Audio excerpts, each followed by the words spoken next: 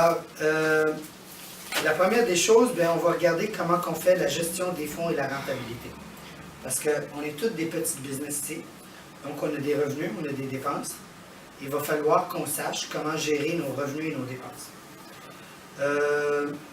La deuxième chose, c'est comment faire pour mettre en place des systèmes de gestion. Okay? Donc, comment faire pour développer la gestion à l'interne et comment on fait pour s'auto-gérer, mais aussi gérer notre business en tant que système. Donc, créer un système. La troisième chose qui est très intéressante, on va s'amuser à regarder les personnalités et analyser les personnalités qu'on a devant nous. Okay? Alors, on va commencer avec le début. On va regarder ce qui est les entrées de fonds et les sorties d'argent, donc les dépenses.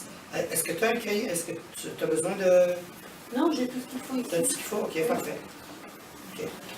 Je vais vous demander d'écrire quelques petites informations. Avez-vous tout un crayon et un papier? Oui?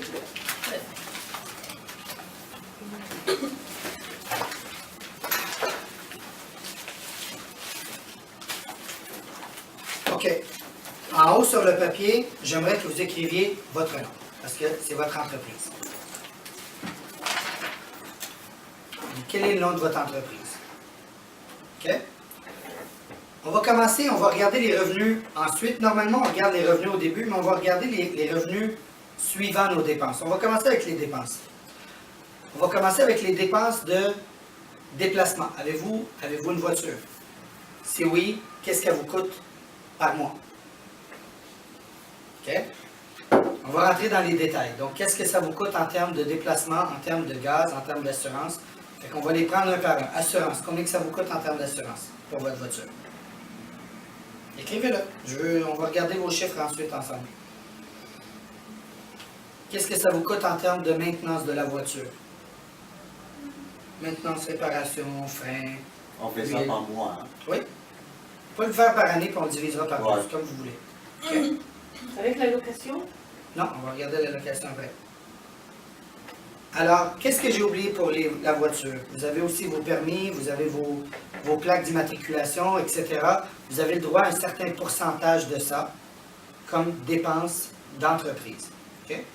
On va les garder à 100% juste pour rendre les choses faciles. Normalement, c'est 75 à 85%, dépendamment de votre chiffre d'affaires. OK? Ça, c'est la voiture. Maintenant, est-ce que vous avez des pancartes? Est-ce que vous achetez des pancartes? Est-ce que vous achetez des cartes d'affaires? Okay. Qu'est-ce que vous avez en termes de marketing que vous dépensez? Maintenant, il va falloir aussi que vous regardiez c'est quoi vos frais de courtage. On va commencer avec l'OASIC. L'OASIC, la CIGM, ça vous coûte combien d'être membre de l'OASIC et de la CIGM? Combien je m'en veux pas? C'est grosso modo, j'ai les chiffres là, mais c'est à peu près... Oh, c'est un petit peu plus que ça. Si tu regardes la CIGM, c'est quasiment 2000 quelques avec le centris. Oui. Et puis tu as l'OASIC, à peu près 4000, 4500, je vous dirais. Vous ne le réalisez pas, là? Oh my God. Ouais. Wow. C'est compris le permis? Le permis Ça, c'est votre permis. Oui. OK. 1500 divisé par Donc, 2. 1700 le C'est permis. à peu près 1700 le permis, puis tu as la Oui. CIGM qui coûte CIGM, 50 $ ou 55 par mois. Oui, 60. Ça veut dire 600. 600. Puis tu as les frais annuels de la CIGM qui sont combien? 700. 700. On est rendu à combien? J'ai-tu exagéré un peu? Oui, C'est 3000? OK, 700, 3000. 3005. 3005, bon, ben, on va mettre 300 $ par mois en moyenne. C'est ça. OK, mettez 300 $ par Avec mois. Acaïx, ça, hein? Avec l'OASIC, oui. OK. Vous avez aussi des frais de bureau de Royal Lepage. Fait que les frais de base qui sont de 200 $ par mois avec le nouveau plan. Est-ce qu'on calcule les taxes aussi, plus tard? Non, parce que les taxes, tu les récupères. Fait que je ne veux pas rentrer dans les taxes. Je veux parler de net à net. OK? OK. Qu'est-ce que vous avez d'autre comme frais professionnels? Vous avez besoin sûrement d'imprimer, de faire des photocopies, de la paperasse, un ordinateur. OK? Vous voulez qu'on mette à peu près combien pour ces choses-là par mois? 50. Ça devrait être mis votre petite calculatrice et que vous me comptez c'est quoi vos dépenses mensuelles. Commerciales, ça c'est juste d'affaires. On n'a pas regardé vos dépenses personnelles. Ça, on va les mettre de côté. Maintenant, ce que je veux que vous fassiez aussi, c'est que là, il va falloir qu'on vive. On doit manger. On doit payer une hypothèque ou une location, une maison. OK, on doit s'habiller. On doit sortir. On a des dépenses. J'aimerais que chacun d'entre vous se concentre sur qu'est-ce que ça lui coûte pour, premièrement, l'habitation. Donc, ça veut dire chauffage, assurance, hypothèque, etc. Donc, vos dépenses d'habitation. Mais ça, je ne veux pas que vous les mélangez avec les autres chiffres. Hein? Seul. Prenez un autre papier, s'il vous plaît. Il va falloir savoir c'est quoi ces moyens en premier. Puis qu'est-ce qu'on doit faire pour y arriver à au moins ces moyens, puis après ça, accumuler et investir. C'est la réalité. OK? Donc, est-ce que vous avez fini pour l'habitation? OK? Nourriture. Ça inclut vos restaurants, vos sorties. J'aimerais que vous écriviez un chiffre pour ça aussi. Maintenant, autre que la nourriture, on a mis l'habitation, la nourriture. Qu'est-ce qui manque? Habillement. Habillement. Mettez à peu près un chiffre pour qu'est-ce que vous achetez en termes d'habillement pour vous et les gens qui dépendent de vous. Très important. Pas juste pour vous. Si on a 2 enfants, on doit les habiller. Eux autres aussi, on doit les nourrir. Hein? Donc, comptez-moi aussi. Mettez un montant pour vos vacances de famille qui dépendent de vous. Si vous avez un conjoint, puis vous avez 2 enfants, puis votre conjoint travaille, ça peut être un enfant sur votre charge, l'autre sur votre conjoint. Donc, il faut savoir qu'est-ce qui est sur notre charge à nous seulement. Dans la partie commerciale, j'ai oublié de vous dire, il y a aussi des coûts, si jamais c'est le cas, des coûts de formation. Okay? Qui est, dans mon cas, j'ai Mike Ferry. Si vous utilisez, si vous suivez d'autres formations, peu importe, mettez vos coûts de formation parce que c'est déductible d'impôt ça. Alors, là, je veux deux totals. Je veux le total de votre coût professionnel et je veux le total de votre coût personnel. J'aimerais que vous m'écriviez 2 chiffres. Total par mois. Total par mois de votre coût personnel et total par mois de votre coût J'ai besoin de 5 000 par... commercial. OK. Je veux que vous preniez votre chiffre personnel. OK? Et que vous le divisez par 0,7. Là, vous avez vos 2 chiffres. On a 2. On a le chiffre commercial et on a le chiffre personnel après avoir divisé par 0,7. Hein? Vous avez les 2? OK. Je vais vous expliquer c'est quoi le 0,7. Est-ce qu'il y a quelqu'un qui sait pourquoi j'ai fait 0,7? Non? Non, Fred? Tu sais pourquoi? Je sais pas, c'est l'inflation, c'est les impositions que vous avez imposées. Ouais. Parce qu'il ne faut pas oublier, quand on paye notre maison, c'est un montant après impôt. Quand on achète nos vêtements, c'est un montant après impôt. Quand on va à IGA et on achète notre nourriture, c'est le montant après impôt. Donc, vous travaillez avant impôt. Vous travaillez, vous recevez l'argent net, gross, OK? Qui est brut. Après ça, vous dépensez commercial, il vous reste un montant, vous payez de l'impôt, il vous reste votre net, vous vivez avec. On est d'accord? Oui. OK. Est-ce que vous voulez que je le réexplique d'une autre manière? Oui. OK. On va dire que vous avez reçu une commission de 10 000 $. Prenez-la, écrivez-la. 10 000, écrivez. OK. Coco, écris. Commission 10 000. Commission 10 000. Plus taxes.